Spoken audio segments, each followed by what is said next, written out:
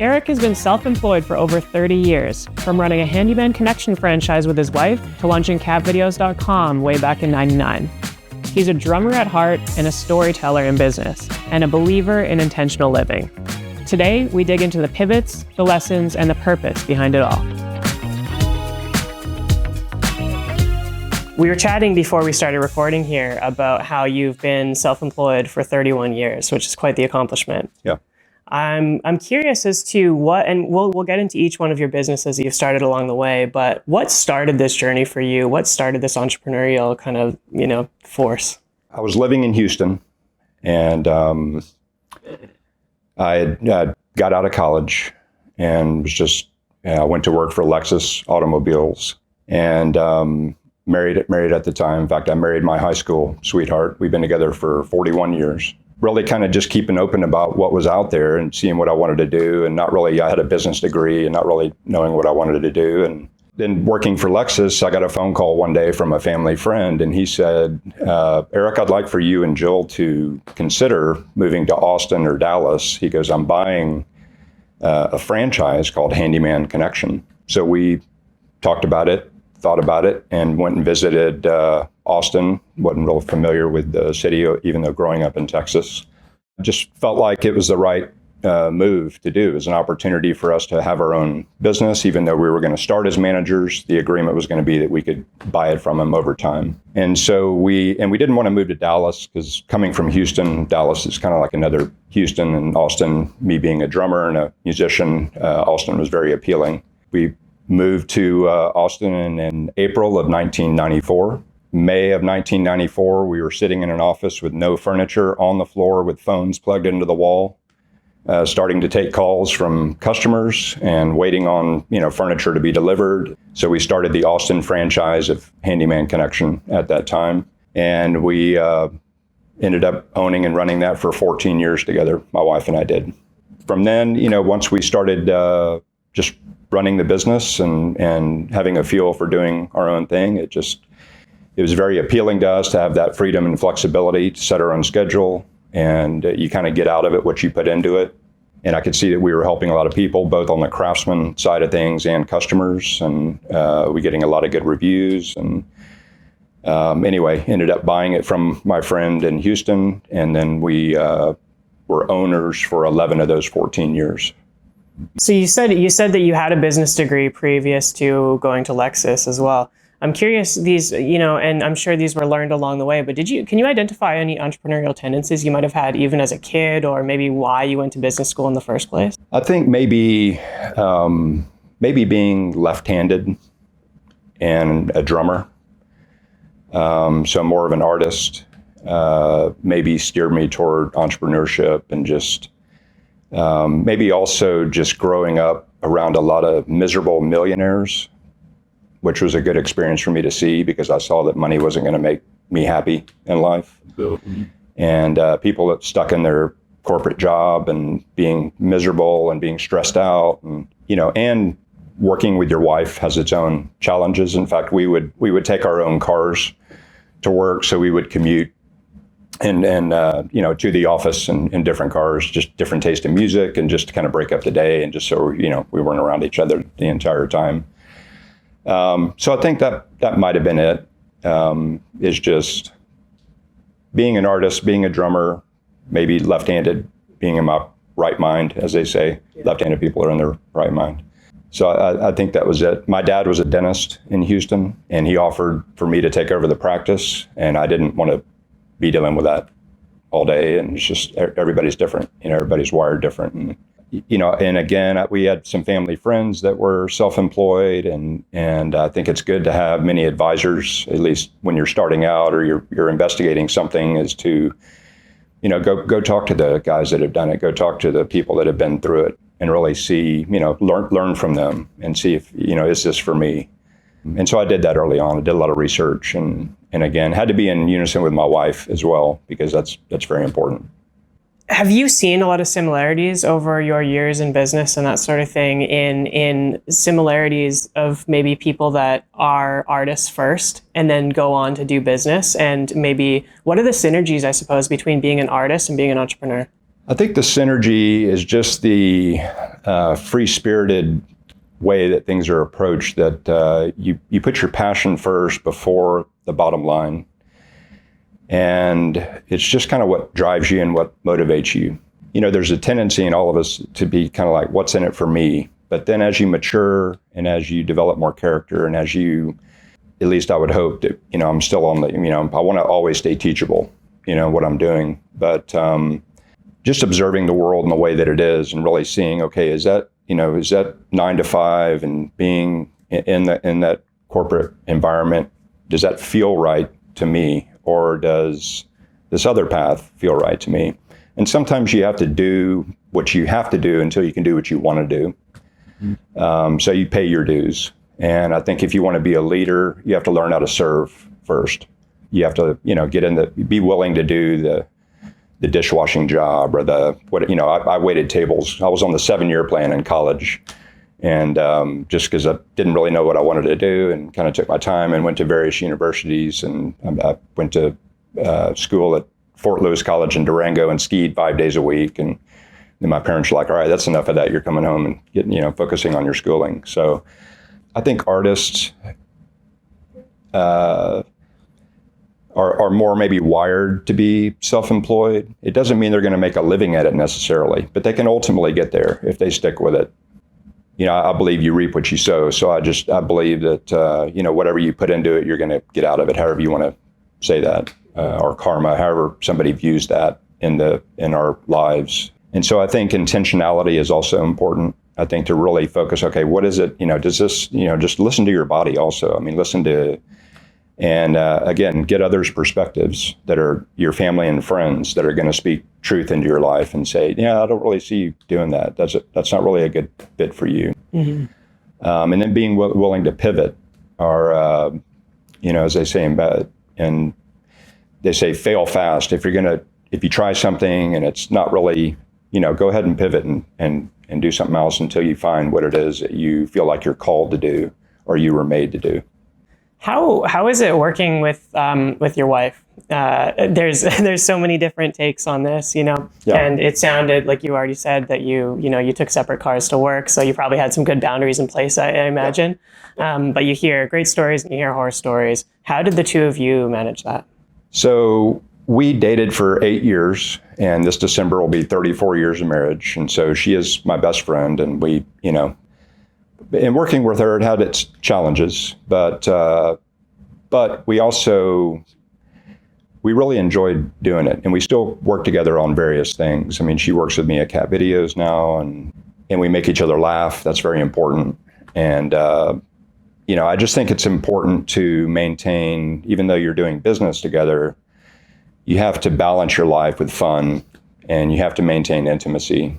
For men, it's important to continue to date your wife, even though you've been together a long time. I think that's very important. So, and don't go to bed angry. If there's something that did arise where you butted heads or you had some kind of disagreement during the day, go ahead and resolve it before you go to bed. We pray together, and that's important in our lives, to keep that kind of love healthy and in the right light. Where it's not just physical, and that's important as well. Thankfully, that we still love each other in that way too, without going into detail. But it's just important to maintain intimacy to keep a relationship alive. So we have great stories too. We have one daughter who's awesome. She's 22 and doing well, and just graduated with a master's in accounting and working for Charles Schwab now. And so when she hears our stories of what we went through, and it gave her the confidence, and she knows what she wants in a husband. And so, yeah, I wouldn't say it's for everybody to work with your spouse or significant other, but when you can make it, when it can be a family business, and when you can keep kind of things tight-knit like that, and you got each other's back, and because she has discernment that I don't have. She has insight that I don't have. I'll charge into something, and she'll want to really kind of suss it out and be like, all right, let's really make sure, we're doing the right thing here. So yeah, I wouldn't change anything. we've done. I mean, I'll change some things, but I wouldn't.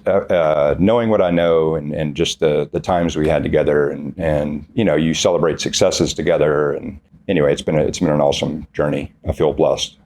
So simultaneous, correct me if I'm wrong, but simultaneous to building Handyman Connection, you also discovered the power of the internet. Yep.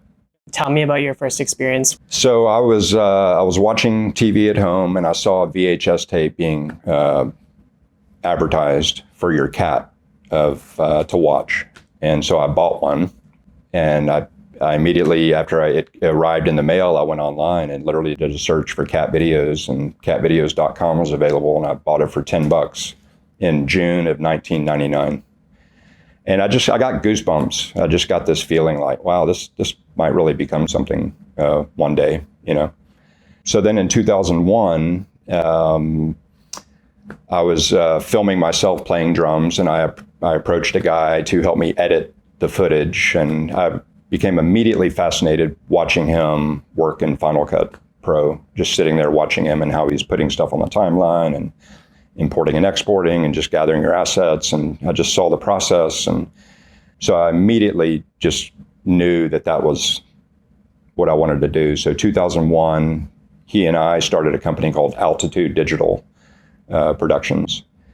And shortly thereafter, I was introduced to a famous drummer named Terry Bozzio. And being a drummer myself and reading and writing music, and then also now getting into film and video, it just seemed like a good match for me to use my passion for drumming. And then also, and so CATVIDEOS, let me go back and say, I didn't do anything with CATVIDEOS for years. It just sat there. I just owned the domain. And I did film some things for cats to watch, and, tested it out on cats, and it seemed to, hey, they like it. It works. But going back to the music side of video production, I did Terry had brought me a project that his brother-in-law had shot, and you being a video guy, you'll appreciate that. But the guys that shot it, they were filming the concert. They would run the cameras for a couple of minutes and then stop tape and walk somewhere else in the club and start the tape again. I guess they were trying to conserve tape or whatever. And this was fusion music and odd time signatures, and and so there was just little snippets of tape everywhere. And the only way that this project could be put together was that there was one fallback angle of the stage the entire time that never stopped. And so I had that to fall back on. And I spent a few hundred hours on putting this together for Terry, and he was very appreciative. It had some heavy hitting guys in the band. And so after that, he started referring me to his other drummer friends in the industry, and that just started growing, and one project after another with one famous drummer after another. When you meet famous drummers, you meet the whole band basically at that point. And so then having that stuff distributed and starting to get awards for some of that stuff, and then I'll circle back to CATVIDEOS, and so a family friend of ours said, don't you have a cat domain? And he goes, I want to introduce you to a friend of mine in Houston who's a cat guy, and he spent $4 million of his own money on building a no-kill animal shelter. And so anyway, was introduced to him, and we partnered and said, okay, let's make this let's go after this. And so I formed CATVIDEOS LLC. So that's actually not just the domain name I own. It's actually our LLC name is CATVIDEOS LLC. We got an initial amount of money. When you're an entrepreneur and you're first testing things out, you probably burn some money that you didn't really need to. And hindsight's 20/20, as they say, and you regret certain things, but also you learn along the way. And it's like, you don't need to repeat that mistake, or you don't need to put money into that. Or I think what I saw in the partnership with him, he was an older gentleman, and this is a tech venture. And so even though somebody has a lot of money, unless you really communicate your end goal objectives, and you really want to talk about the trajectory of a business and how this initial money might not get us there. We're going to need some additional money to pay teams that really know what they're doing. I mean, this was I was venturing into something outside of the music industry that I wasn't really familiar with, and social marketing wasn't even, really up to speed at that point, and trying to get something started. And I knew that we needed to get out quickly. I knew that we needed to put some money behind some people that really knew what they were doing. But the investor was kind of like, no, I mean, if you want to go try to raise some other money, you can. But that made other investors nervous. Whenever you have your initial guy that has deep pockets and has a lot of money, and then you're trying to go ask for other money, the other investors are like, well, why isn't your guy giving more money? So a lot of life lessons in that, and a lot of, and then seeing what BuzzFeed did. I'll just go ahead and mention them and what they did in 2014. And I think they made $100 million on cat videos, on just putting stuff online and selling ads and just doing. And you're thinking, well, I'm the owner of Cat Videos. Why aren't I making the money? Why aren't what I'm doing? And it's like, well, we don't have the budget behind us to do the marketing and hire the right teams, et cetera, et cetera. And again, it's just a life lesson of if we get there a year from now and I sell it for a big number one day, none of that's going to matter. If it ends up helping cats around the world and we start getting messaging out that helps adoption efforts and no-kill animal shelters and people that are out doing trap and release and really supporting the causes for cats around the world and people that own cats and people that love cats and people that are working on behalf of cats, even large cats, as I talked about with you, a group called Panthera that's doing great work, then it's all going to be worth it. And it's just something that I would have walked through to teach me what's most important in life. I just got back from Houston from a good friend's funeral last week, and funerals give us perspective on life. They kind of give us a wake up call. We're in this hard charging pursuit of like, I'm going to build, this empire, I'm going to build this brand, or I'm going to build the latest thing, and I'm going to be on, in whatever famous publication, and you think, but do you really want that at the end of the day? And when you do that, you become a target for others to just throw darts at so you got to be careful what you ask for sometimes. Mm-hmm. Anyway, it's just been video, just to get back to your question, I think it's a very powerful, as you know, medium and tool for storytelling and for reaching people with a message and for bringing awareness to whatever cause it is that you want to bring awareness to. And we've seen both sides of it, right? I mean, the good and the bad and the ugly of video and what it can do. I think to your last point there, you're right about the good, the bad, and I mean, you've seen it from the beginning. You bought your domain in 1999, right? That's 26 years ago. Yep. It's incredible, and you've seen there. You've been in the progression also from a video standpoint, because video went from this very inaccessible medium, right? It was very expensive, very specialized, all these things. Yep. Now all of us have an iPhone in our pockets, right? Yep. Let's go here first. So how have you seen the industry evolve, and how have you adapted along the way over the course of all these years that you've been doing video production from start to now? Like you said, I think early on it was more people that could afford it, people that wanted to be able to get into the steep learning curve of all the gear and all the the equipment required and the teams required to do it right. And then as technology advanced and as more tools became available, anybody with an iPhone, I mean, whole movies have been shot with iPhones, right? So all of a sudden, teenagers and kids are becoming, movie producers, or something will go viral that a kid shoots online. And so it's been kind of cool to just see the industry change where, the gear gets smaller and smaller and more compact, and the lighting gets better, and audio is still audio is 60% of a good video, right? As we know, I mean, even compared to visuals, I think it's even a little more important than the visual, because if your audio is not good, and thankfully there's AI tools now that can clean that up, And so that's why we're not worried about this fan. Yeah, you isolate that one frequency and Exactly. you eliminate it, and you're done. It's been cool to see just be on the inside and just work with so many different crews and different creatives and you'll get into a project and you'll be like, that's not really, and you just kind of pick and choose what you want to do. I mean, thankfully we didn't have to shoot weddings early on. I'm not knocking, wedding photography, because people can make a good living at that if you want to do that. But I think the last thing I wanted to deal with was the mother of the bride saying, well, where's the shot of the groom's cake, and you didn't get it from that angle, and I specifically had some, whatever that you have to deal with in that. So even though, another aspect about being self-employed is that you are still working with people, and you are still working for people sometimes, and they are still paying the bill.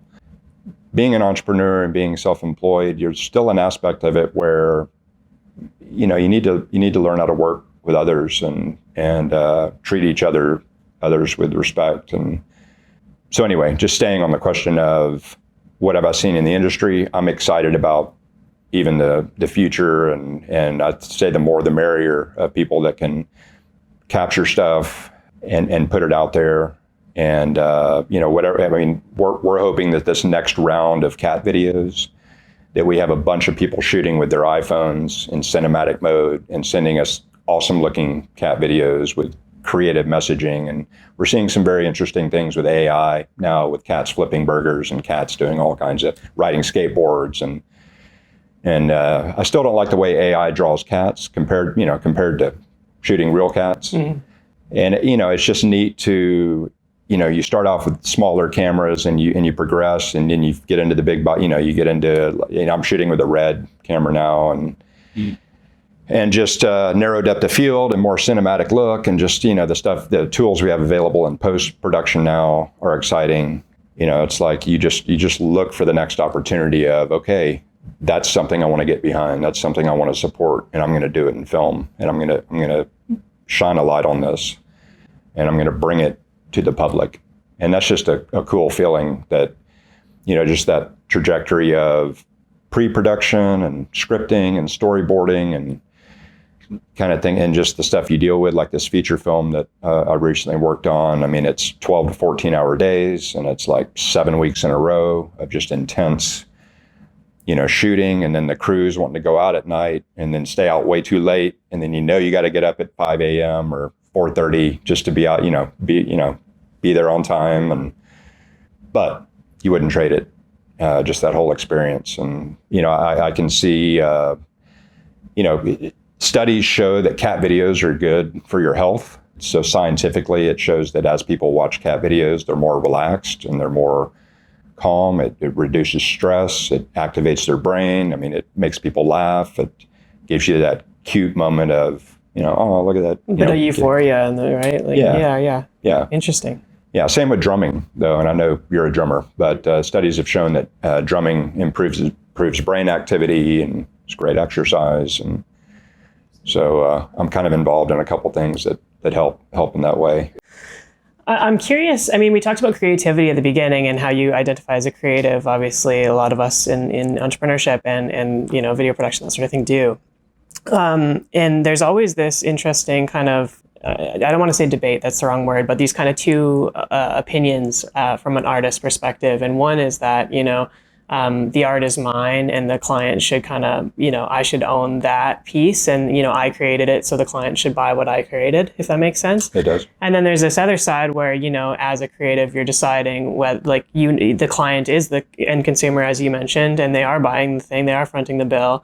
So you adapt your creative to what the client wants. Yeah. You see those two camps that I'm discussing. Yes. Where do you sit on that? I try to sit right in the middle of that. And I understand both sides of that. It's almost like when you have a client say, well, show me some of your work. And you kind of hesitate on that, because immediately they're going to think, well, this is what my video is going to look like. And it's not going to look like that at all. It's going to look like something completely different. I mean, they might want to just test your quality of, okay, do they really know what they're doing? And are they going to be able to get this production done? But they can't help but, if you show them you're working for a law firm, or you're working, because I've done a lot of corporate videos and worked with CEOs of big tech companies and done, and if you show them something else, then again, it kind of makes them think, well, this is his style, so I think it's important to be a good listener. I think it's important to set expectations early. It's almost like if you're doing a pool installation or even remodeling, like when we did on homes, I would have to many times set the expectation of the homeowner to say, your home's going to be messy for a little while. It's not going to look very good for a little while, but it'll get there, and you're going to love the finished product. And kind of the same when you're showing initial rough edits to people and kind of showing them an initial layout on the timeline of kind of, here's where we're going, and what do you think about this? And I think it's important in video to just communicate along the way, set those expectations early that, I know you will make sure you're happy with the finished product, and then just know if you need to pull the plug if you're never going to get there, because if the client, if their expectations are here, but reality's here, and they don't like the way they look on film, maybe you can change that with AI these days and, put a cat head over their face or over their face or something, but we'll change the distribution really quick. Right. Yeah. Or stretch the pixels, elongate the pixels to make them look thinner or something, but it's just, I think every job is unique, as you know, and every client is different. And I think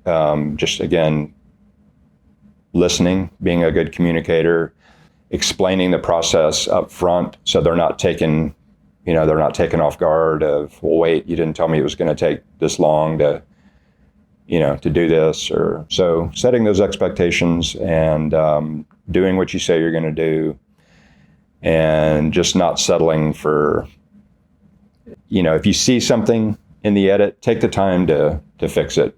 Take the time to go back. And if you have to apply the reshoot filter, then do that. Yeah, I like that approach. Yeah. When it comes to time, like time management, not necessarily time management, but where you spend your time specifically, you've got cat videos, you shoot a lot of film these days, you're following your passion and what the stories you want to tell. How do you not only identify, but kind of determine maybe where your time is best spent these days and what you're going to invest in? I try to look for what is the next right thing that I know to do? What is the thing that what story needs to be told for where I believe we are as a culture, where we are just in America, where we are with just all the issues that we see going on in the world today. And I try to approach it as, time may be short. I don't know how many more years. I just had a birthday recently and turned 57.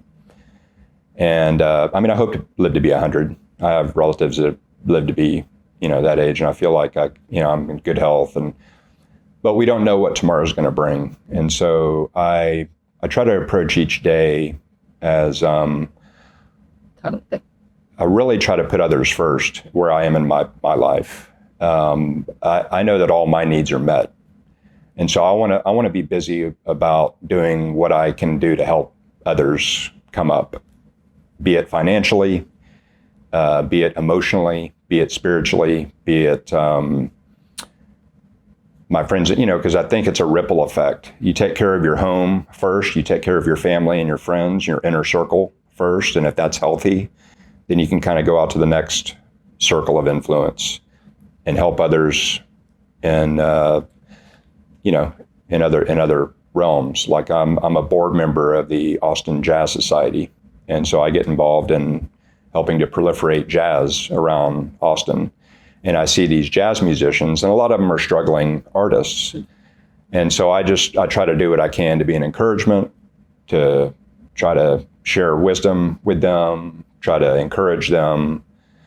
So I really try to just spend my time these days in looking for things that I feel like is going to mean something to someone else, not just myself. I've kind of stopped asking what's in it for me type of approach, and what's going to make me feel good, and because that's just like Christmas morning. I mean, it's like you get a toy, you're excited, and that wears off pretty quick.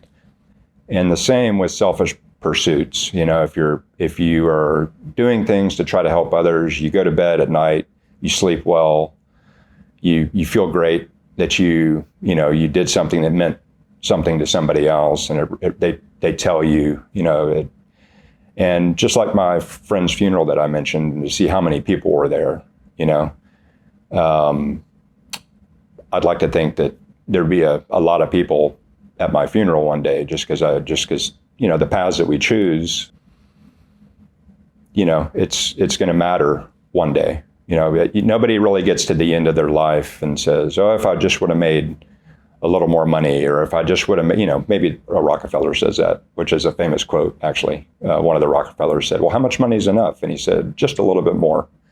And he was on his deathbed, but that's the exception. Most people say, I really wish I would have spent more time with my family. I really wish I would have spent more time investing in others and my relationships and pursuing things that really mattered compared to just looking at your life like, okay, what's going to make me happy today, and what's going to, how can I feel better, and how can I?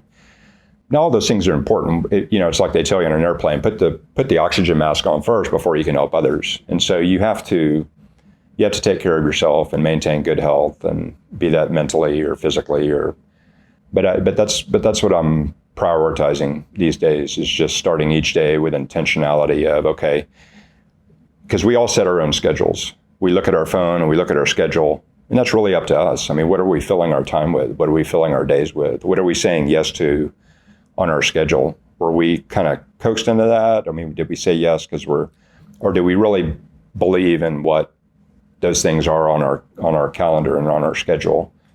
And is this the best use of my time? Because, being a dad and being a parent, and you watch your kid grow up, and all of a sudden she's 22 and having a margarita with you or whatever. And it's like, man, what happened to the little girl I was picking up and playing in the pool with? And, it's like, so life does go fast. I think the quicker we realize that, I think the quicker we focus on things that really matter, and we kind of discard the things and start weeding out the things that aren't going to produce much fruit in our lives. And that fruit could change over time too, right? Like what you value at any given time. Sure. I love that outlook, and I'm curious, has that always been the case for you? Have you always had that similar outlook that, or was there maybe an identifiable moment that might have changed, from, okay, I'm about other people now, this is what I want to do? There was an identifiable moment, and for me it was faith and just an experience that I had. I mean, I grew up in a church-going home, but when you're young, it's kind of your parents' faith. It's like your dad saying, okay, you and your brother get dressed, get in the car, we're going to church or whatever. And it's what good people do, it's kind of, but you don't really understand and then teenage years, kind of got rebellious during those years, and got into things that, probably shouldn't have gotten into. I mean, I could tell you, I'll tell you some stories off camera that are interesting, but, and becoming an adult, and then just, realizing that, okay, me pursuing these things, even though I had money and had a nice car and had a rental house I was living in, but drugs had part of that also, and just the, experiment, going through all the gamut of drugs early on. I'm kind of surprised I'm still alive, actually, just in the combination of lifestyle and driving a Trans Am as a first car, and but then just coming to a place where, all right, I need to, if I stay on this path, I'm going to die. It was that serious, it's like, and then coming in, it's like, and then it just kind of getting on my knees and just saying, okay, God, you have my attention, and if you'll get me out of this situation, I'll start making better choices, and I'll pursue this path. And so the very next day after I prayed that, I got something in the mail And that set my trajectory from that day forward. It was just, I won't go into detail with that. I'll just say that that's kind of what happened. And it's, we still make mistakes. We're still human. We still look back and say, man, why did I say that? Or why did I do that in that situation? Or why did I treat that person that way? Or people still aggravate you in traffic, and, they're on their phone, they're sitting at the red light, and you want to honk and say certain things. But anyway, so that was my personal journey, where then I started just viewing life differently, and I stopped asking, how can I feel better, or how can I get higher than I feel right now, or how can I, just keep pursuing things that you wake up in the morning and you just don't feel good. You don't feel good about yourself. You don't feel good about your life. You might have felt good the night before. You might have been having a great time. You might have been, whatever it is. But ultimately, it just wasn't satisfying. And so I'm thankful that I was saved from that I was kind of rescued from that, and that I feel like my steps are more ordered now, that I've asked for that order. That person, and there may be some listening right now that might be in that place that, younger Eric was at before he got the mail. Mm-hmm. What does that person need to hear? I would say that person needs to hear that regardless of what they've done, they are loved, and that there is hope, and that there is redemption, and that there is a deeper life than just this surface life that we see, touch, and feel in the physical world. There is a spiritual world. There is I read a book recently about near-death experiences, and this guy had interviewed over 1,000 people that had died and been flatlined or dead for hours sometimes, and come back to life, and just all the similarities of what they experienced, And so I know that we are spiritual beings having a temporary physical experience in this life. We're still going to feel it, and we're still going to go through things, and we question, why. I mean, if God is a good God and He's a loving God, why is there suffering? Why is all this going on in the world? Is He listening? Is He paying attention? Does He truly care? But I would say to the person that is struggling, or just know that by earnestly asking, and I'm not even talking about religion, because I'm not a religious person. I'm a spiritual person, but I think religion is man-made, and it's ritualistic, and it's just man's attempt at checking the box at, okay, well, I've done this, and I've said this, and I've gone through the motions, but there's no real heart change. And I think that when we are intentional, and when we earnestly ask for help, and we go to God and we say, okay, God, this is my situation, and here I am. Because we didn't make ourselves in our mother's womb. We just didn't. I mean, we all started there with two little tiny cells that came together. And you and I sitting here as, skeletons with skin on, and just hair and organs and blood flowing through our veins. I mean, from starting from two cells and then growing in our mother's womb and then being birthed. And that's the human connection and commonality we all have. We were all birthed into this world. And, when we're, as a newborn infant, we're fully reliant on our parent to take care of us. And as a baby, if you were just left on the side of the road, you're not going to survive. I mean, yeah, there's the cases where maybe wolves have raised a baby, or maybe, there's the exception of, what happens in that is that, the baby, as we all, become 2 years old, and we start tying our shoes, and we start riding a bike, and we start thinking, no, I got this, look at me, look at what I can do. I think that's where pride and ego take over, and we start telling ourselves, you're God, you're in control. You're in control. You can go do these things, and you can. And that's that's kind of ingrained in our flesh and our physical part of our lives, is that we tell ourselves, I got this, but then something happens in life, and there's like a health setback, or you get a cancer scare, or you get a you get in a car wreck, or you get in, something very serious happens, or you start observing death, and you start asking the deeper questions, and then you're confronted with, okay, am I going to stay on this trajectory? Am I going to stay in my own ability, or is there a higher calling on my life? Is there a higher power than me that designed all this and that made all this? Now, I see what man has done with it, and mankind has not treated creation very well. I mean, we've kind of trashed it. We've kind of thrown a frat party on Earth and left it in shambles, so to speak. And so there's just people out there, they're trying to repair that, trying to mend that, but I just look at it as, I believe that our spirit will go on for eternity. And I think this life is but a vapor. I think that we're only here for a short time in this state, in this earth suit, so to speak.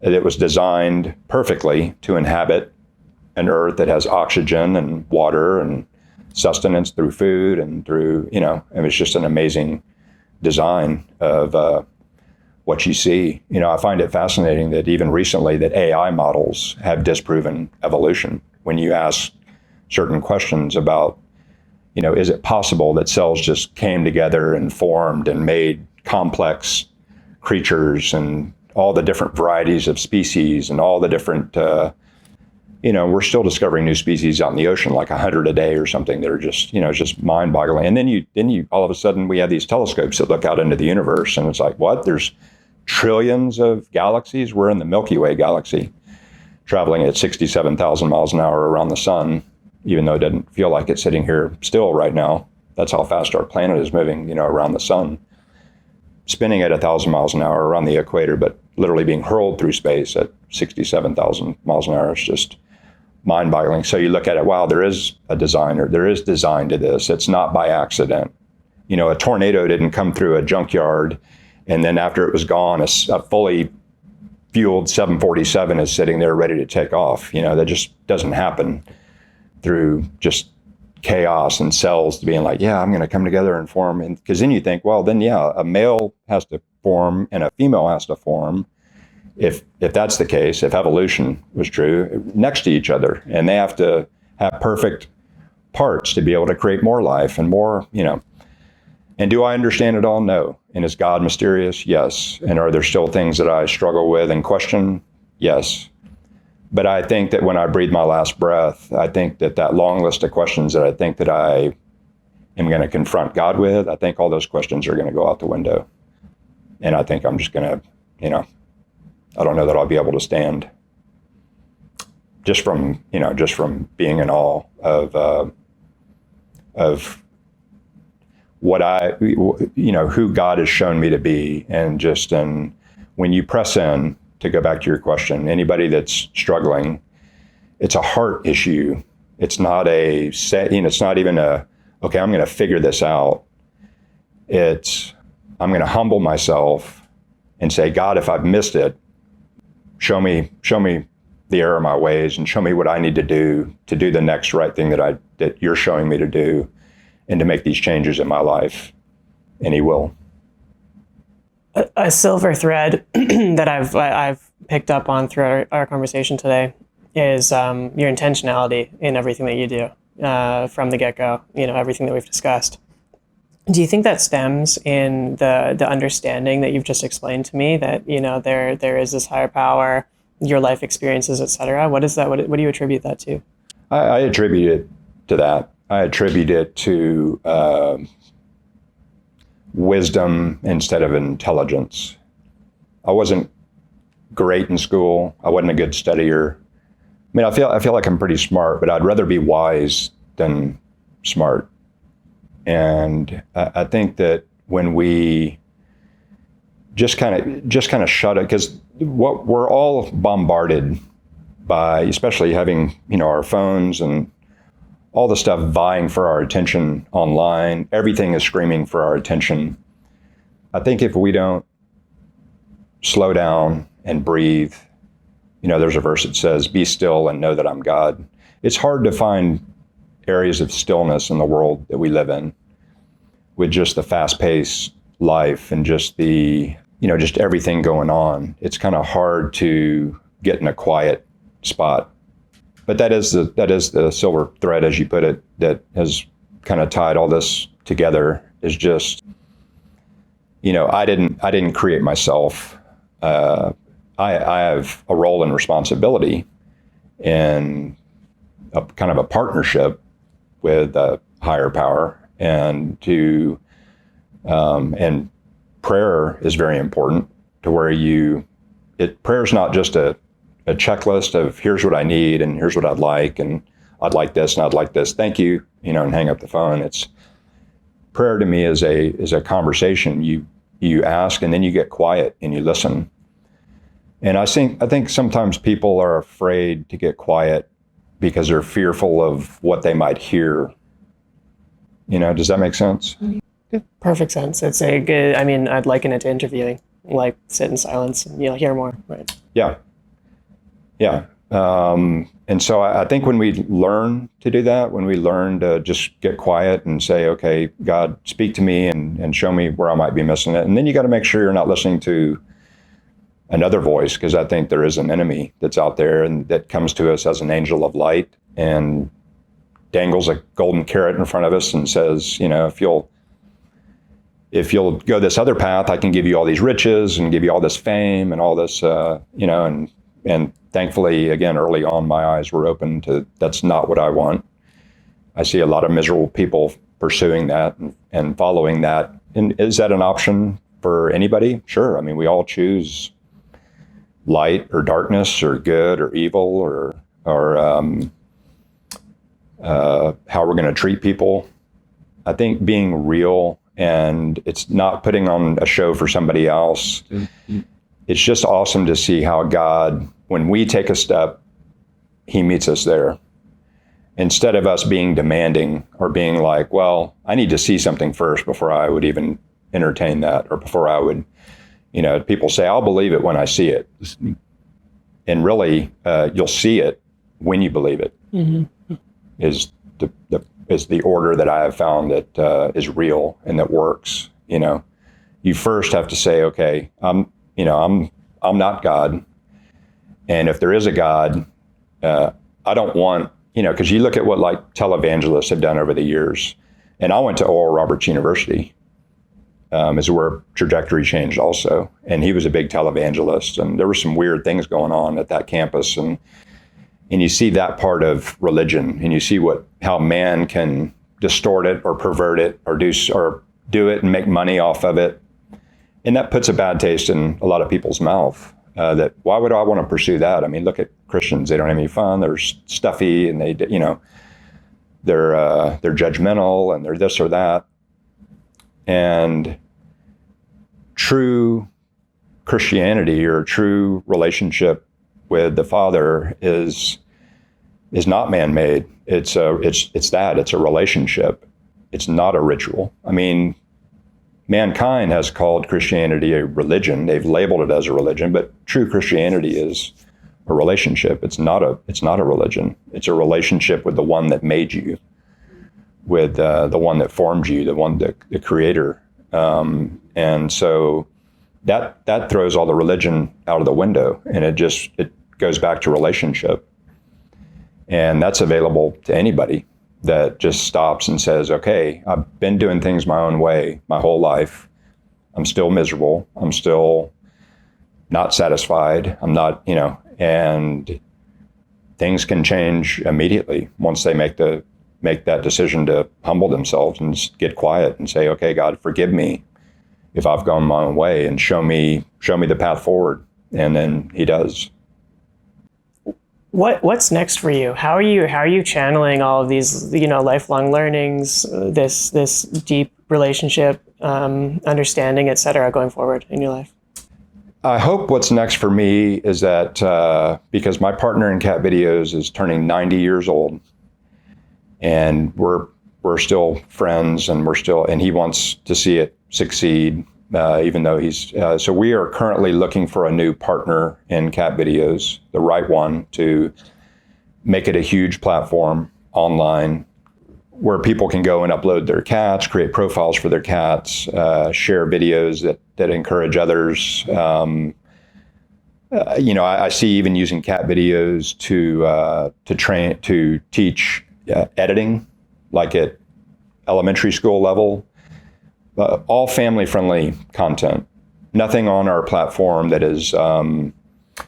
And I'll share this. I spent over $1 million on tech and building out apps and building out stuff, and I really pulled the plug on all that because it was going to be a platform. It was going to be kind of a YouTube meets Facebook for cat people, and have it just and then But as soon as somebody puts something on your platform that can tarnish your brand or your image, or it could wreck the whole thing, and you can come under all kinds of scrutiny and under fire. And I didn't want that, so I pulled the plug on that and was willing to just, we still own all that intellectual property, but to try to police all that, I didn't want to be up late at night wondering if somebody was, you're watching 3 minutes of a cat video and then all of a sudden nudity or whatever, and the tools weren't available back then to be able to.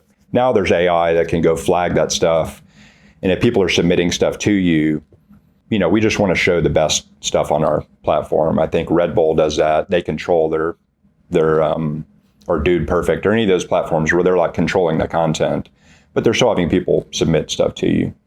But I'd like to see it become a huge breakout success where then I can have a larger platform to talk about faith and about just good things, about light, about love, about the things that are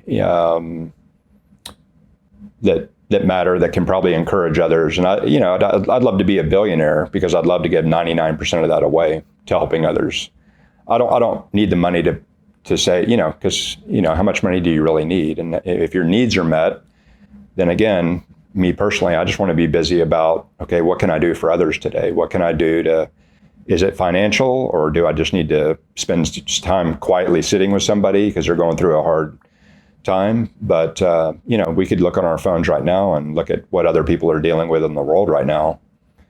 I just think for the people that have, that have the means and that we need to be asking the question, what can I do in the sphere of influence that I've been trusted with, or that I'm in, where I can gather other people around me to join in on the cause and join in, So what's also next for me is a venture called Fill a Need, as I own fillaneed.com. And I want to try to meet the needs, and so where you can get on your phone and type in your zip code, and all of a sudden a list would come up of some needs in your surrounding area. A shut-in, a lady that might need her yard mown, or just, there's so many needs around us. I want to use tech to try to meet needs. So I want to try to utilize technology for good. So I see that's what's next. I don't care to be like, the CEO of the, he built up Cat Videos, and it was a God idea. It wasn't me being a left-handed entrepreneur that came up with that, and that to where I need the credit for that. I just see it as if I'm trusted with a bigger platform, it's meant to get out a message, and I think people need to be encouraged and need to be, and then as people get healthier, that as they're lifted up, then they're going to help others, and that can only be a good thing ultimately. Yeah. I love the Fill a Need idea. It's fascinating. Yeah. Yeah, that's great. Yeah. Please continue with that. Yeah. Yeah. Where can we send people to follow along your journey, your businesses? What links should we throw out there for people to get in touch or follow? Well, this is prompting me to update my LinkedIn page. I've never posted anything on LinkedIn. I'm getting ready to start. I thank you for even reaching out to me, and this is going to spur me to kind of be more intentional with my online presence. I mean, they can look up Eric Dorris online on my LinkedIn page and find me, or they can go to CATVIDEOS.com and be looking for what's next with that. And if they want to go to fillaneed.com, I'm going to be updating that site, and I'm looking at some partners right now to help me with that. And if somebody's out there in the pet space, be it Purina or Chewy or one of these other big companies that want to, I'd kind of joked with you about like Mr. Beast or whatever, finding somebody that's already an influencer that has millions of eyeballs looking at what they're doing, and that maybe would want to partner with CATVIDEOS. And so we are looking for that perfect partnership in CATVIDEOS right now. And I'll know it when I meet that person or that group or that company to take it to the next step. And I'm excited to see what it'll become. Me too. Yeah. Yeah. Thanks, Eric. This has been an awesome conversation. I really appreciate your time and everything we discussed. Yeah. Thank you so much.